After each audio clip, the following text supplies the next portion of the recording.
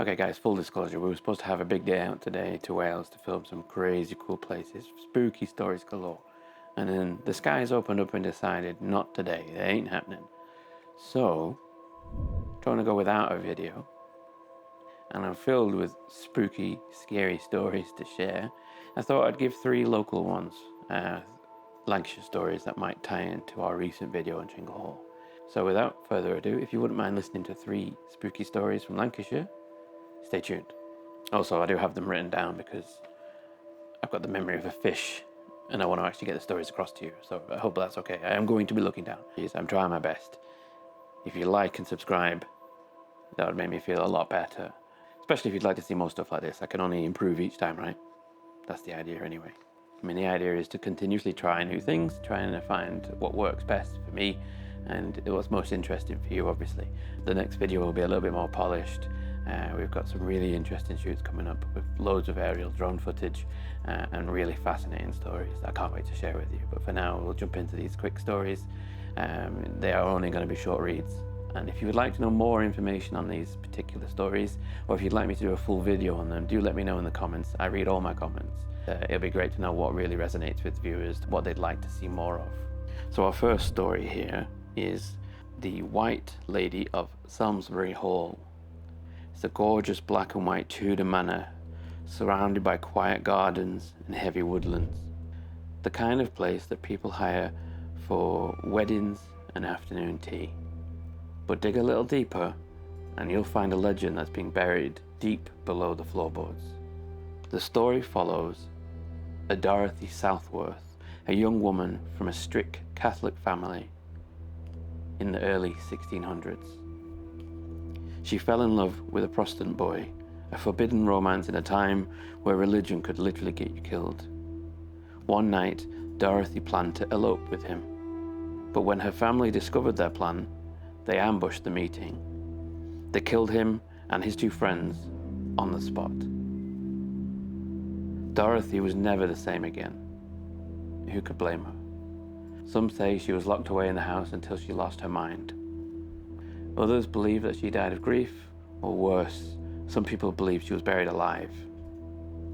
And now, centuries later, guests and staff have reported seeing a woman in a white dress gliding through the halls.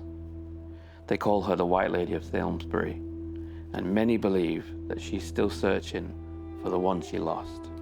Have you ever been to this hall or heard of this story before? Do drop a comment below, especially if you've seen anything strange. I'd love to hear from you.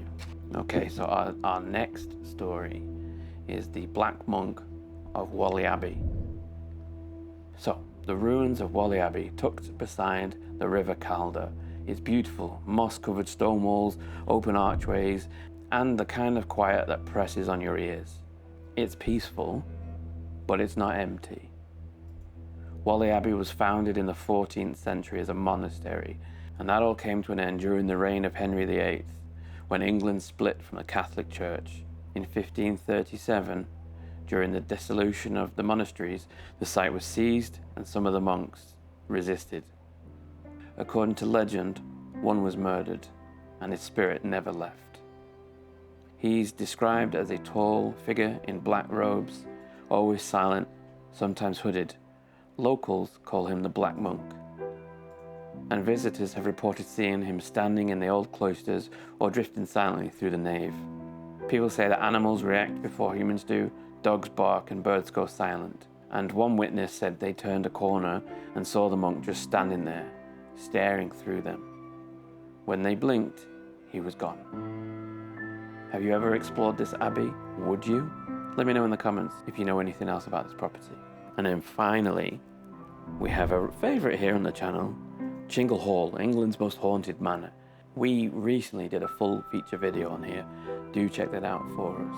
It goes into the full history of its earliest possible days, dating back to 1260 when it was originally built by the Singleton family. And just like the last property, it was shut down by King Henry VIII.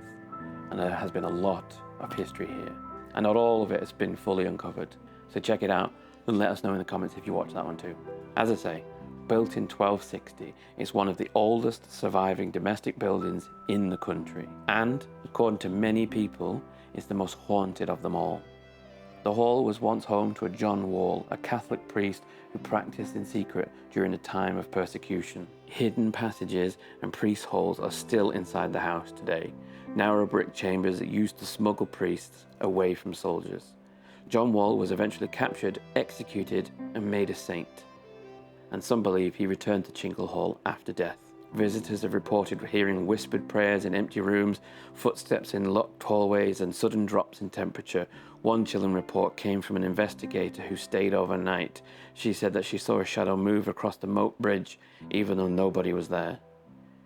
We've actually visited Chingle Hall ourselves recently, as I noted earlier. The owner was lovely, and while we didn't personally encounter anything paranormal, there was something about the silence there, something that settles over your shoulders like a cold breath.